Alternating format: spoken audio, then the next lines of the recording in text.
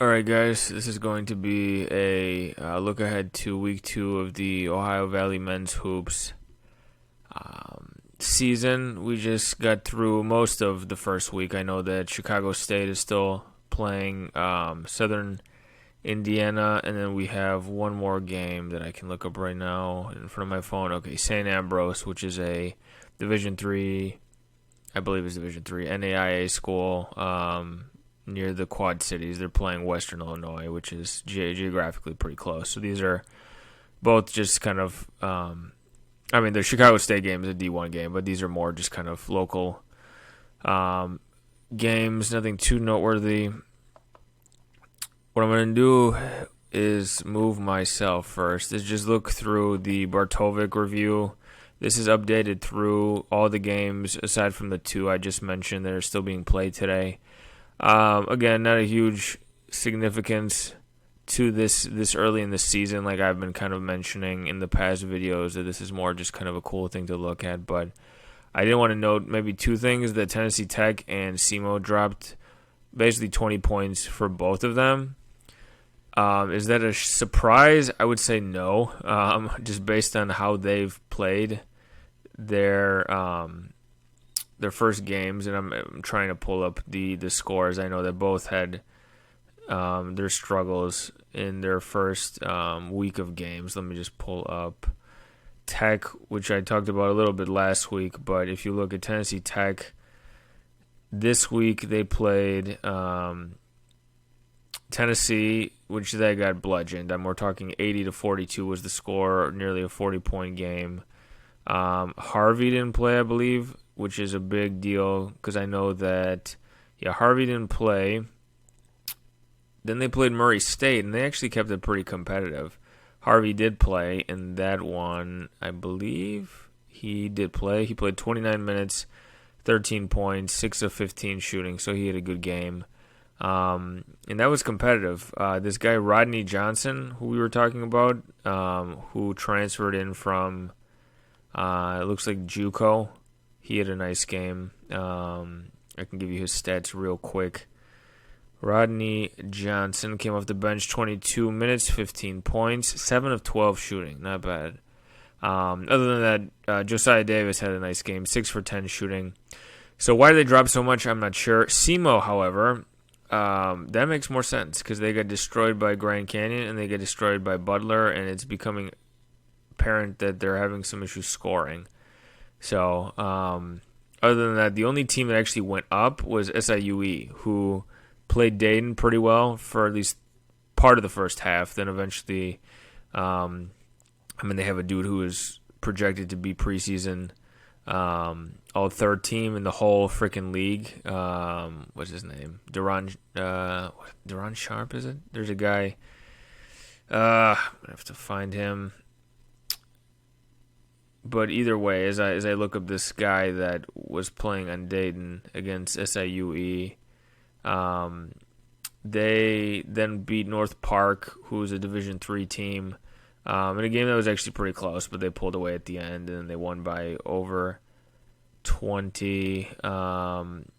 This is just going to bother me. SIUE played Dayton, and Dayton has a guy named Duran Holmes. Yes, who's currently averaging 18 points and 7.5 rebounds. So they went up.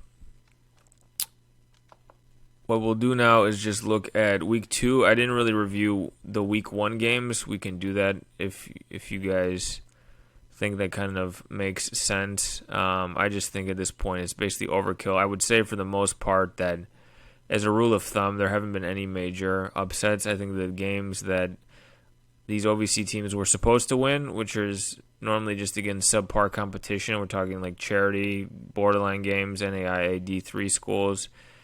They've won. They haven't been upset. And when they've played teams like Oregon, for example, that I see Tennessee State is playing in this tournament, they've gotten bludgeoned. I was just at Eastern Illinois Loyola game. They lost by almost 40.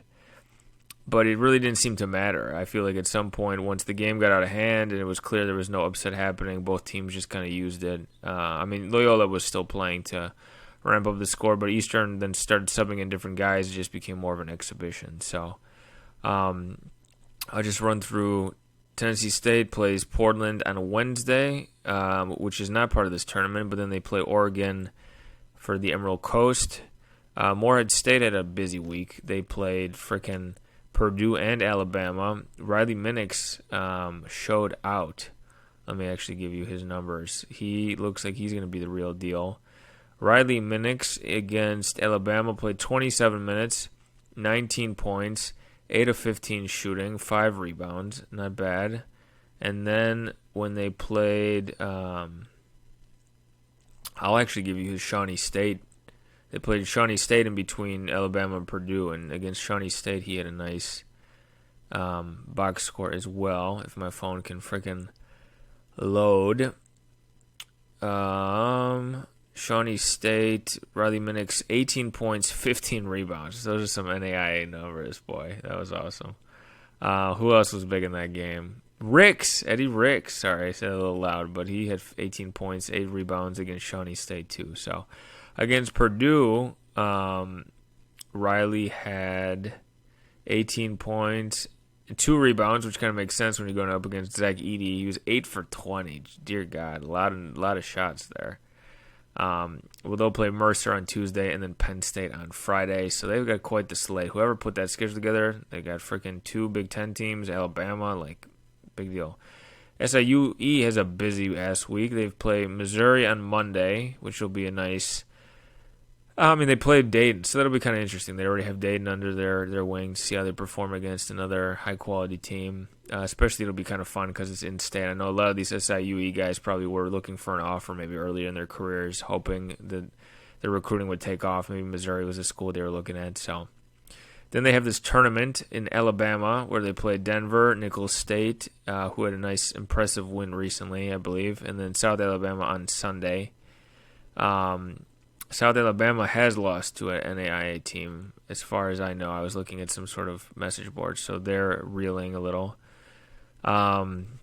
Tennessee Tech, we already touched on. They play Lipscomb, who is also in Nashville, I believe, on Tuesday. Midway, which is a NAIA school, on Thursday, or D3.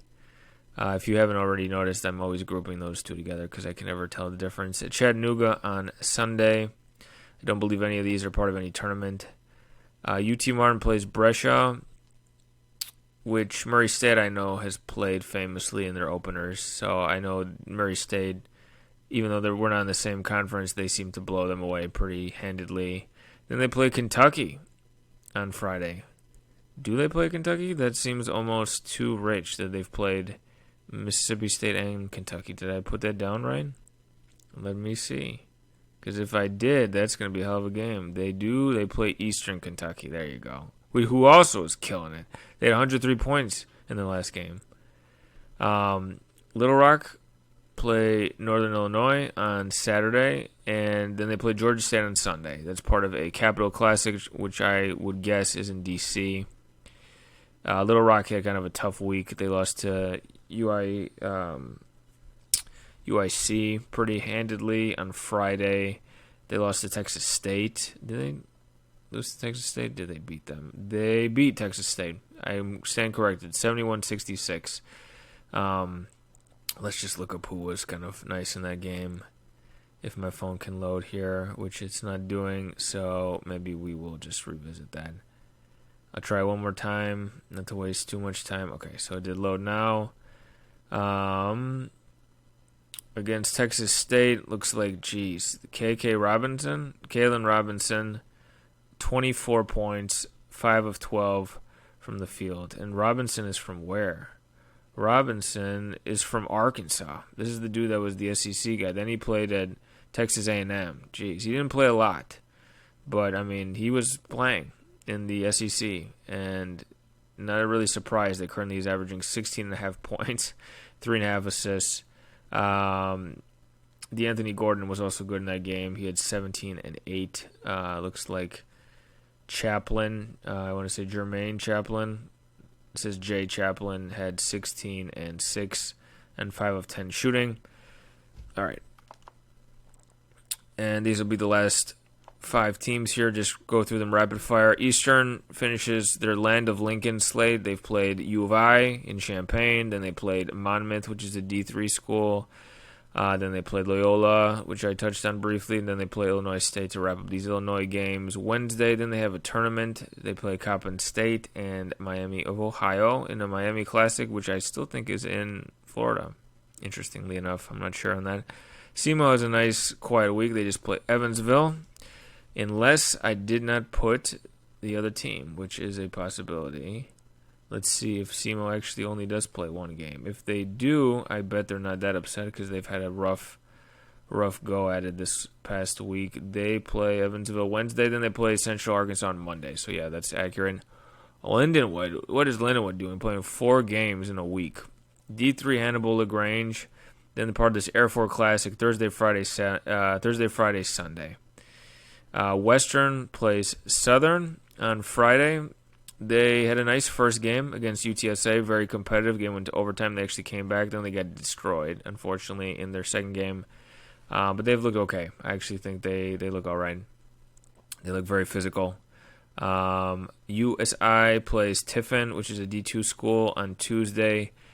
And then they play LaSalle on Saturday, which is the beginning of a tournament where they'll play Bucknell, and then they'll play Duke and Cameron Indoor. So that's been something that USI has been getting excited about, going to play Duke. All right, so that'll be it for this week's video. I would imagine in the future we'll have maybe something a little more organized. We'll be reviewing the past games in more depth. I do have a post I put up on my Substack, which is just Wiz Ghost Evansville. Just a quick article, quick read, maybe 6 minutes, maybe less, depending on how fast you read. Just recapping Eastern Illinois and Loyola, and it focuses just on guard play in the OVC. Nothing too heavy, just maybe a nice, light bathroom read. So, appreciate it. Thanks, guys.